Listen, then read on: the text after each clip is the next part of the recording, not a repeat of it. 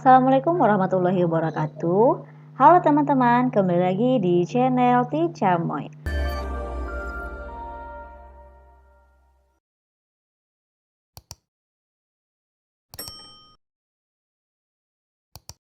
Tipe 3K, 1. Seleksi administrasi, 2. Seleksi kompetensi, terdiri dari 145 soal dan waktu yang diberikan adalah sekitar 120 menit.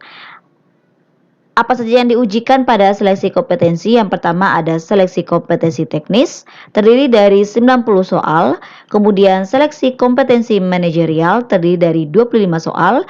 Seleksi kompetensi sosial kultural, terdiri dari 20 soal. Dan untuk soal wawancara, terdiri dari 10 soal. Oke teman-teman, kita lihat pengumuman dari Menteri Pendayagunaan Aparatur Negara dan Reformasi Birokrasi Republik Indonesia atau Menpan RB yang baru dirilis pada tanggal 30 Oktober 2023. Nah, pengumumannya mengenai materi pokok soal seleksi kompetensi teknis dengan CAT untuk seleksi pengadaan P3K tahun anggaran 2023.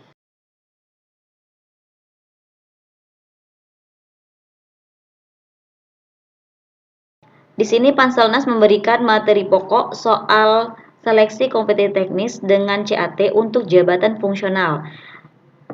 Bagi teman-teman pelamar terapis gigi dan mulut ahli pertama dan terapis gigi mulut terampil untuk kemampuan khusus, beberapa materinya sudah dijabarkan pada kemampuan umum.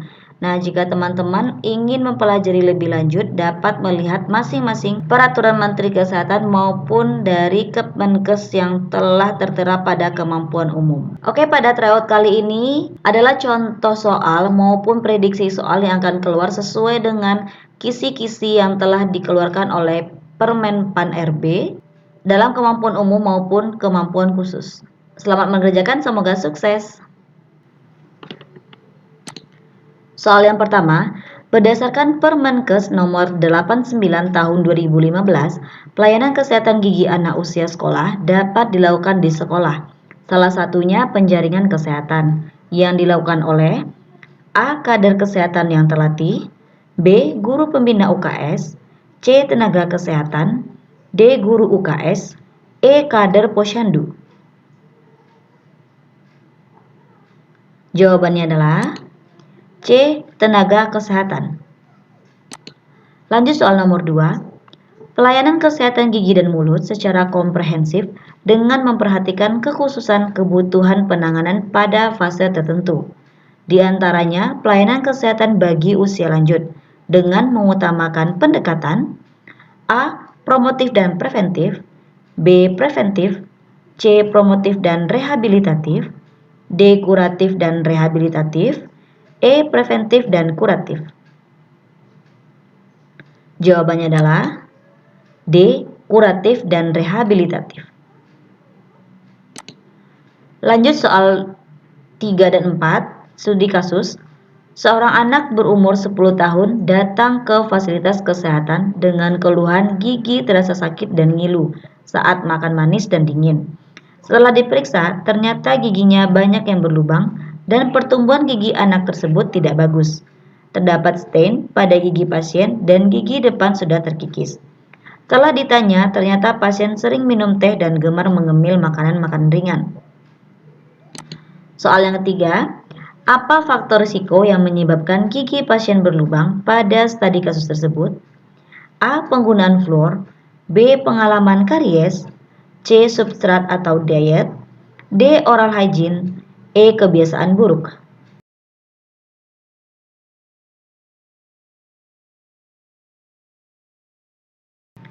Jawabannya adalah C. Substrat atau diet. Soal yang 4, penyebab perubahan warna pada gigi pasien adalah A. Minum kopi, B. Minum teh, C. Minuman dingin, D. Gosok gigi tanpa pasta, E. Mengkonsumsi coklat berlebihan. Jawabannya adalah B. Minum teh. Lanjut soal yang kelima. Seorang perawat gigi datang ke desa A untuk melakukan pemeriksaan. Setelah pemeriksaan, didapati gigi warga di desa A banyak berlubang. bercak putih, dan mereka mengatakan giginya akan terasa sakit saat mengkonsumsi makanan dingin. Warga desa A memang berbeda jauh dari lokasi tempat sarana kesehatan, sehingga mereka menjadi malas untuk memeriksakan gigi mereka. Aplikasi apa yang dapat kita gunakan untuk menghitung risiko karies di desa A? A. Kariogram, B. Irene Donut, C. Odontogram, D. Simuno, E. Ayuns Predicator. Jawabannya adalah A. Kariogram. Soal nomor 6.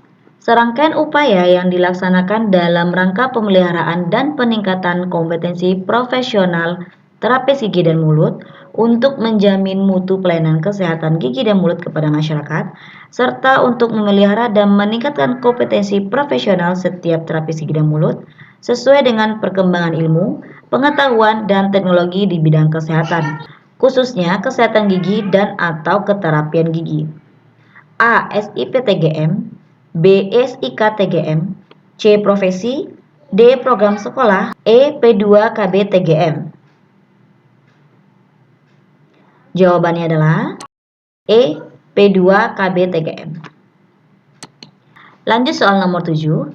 Pendidikan dan pelatihan yang diikuti oleh tenaga terapis gigi dan mulut dalam pengembangan keprofesiannya melalui kegiatan pertemuan baik langsung ataupun luring atau secara virtual atau daring antara para ahli di bidangnya untuk membahas masalah yang berkaitan dengan bidang keahliannya untuk menghasilkan suatu solusi atau kebijakan.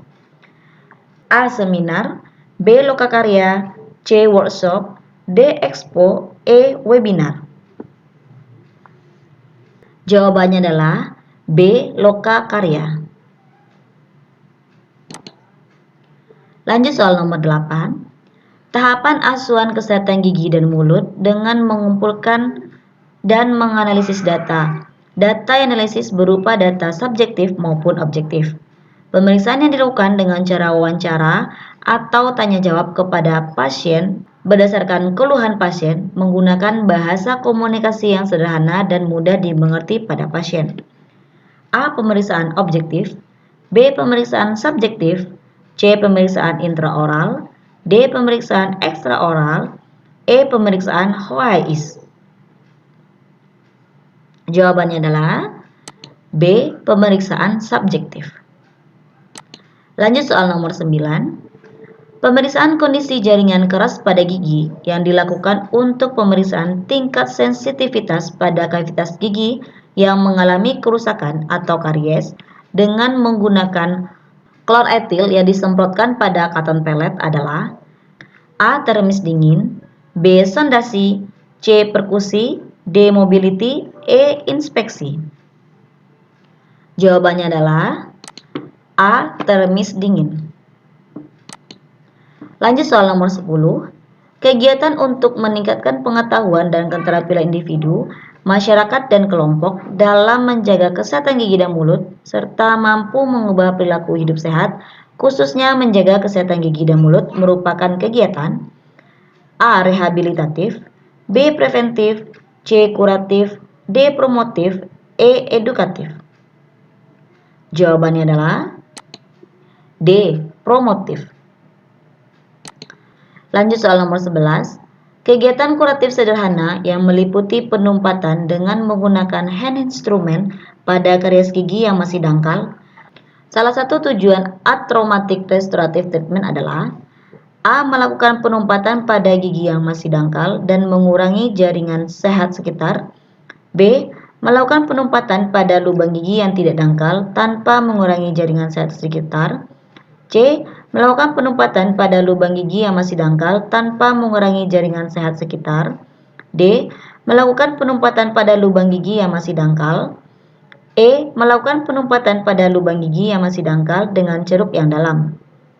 Jawabannya adalah C. Melakukan penumpatan pada lubang gigi yang masih dangkal tanpa mengurangi jaringan sehat di sekitar.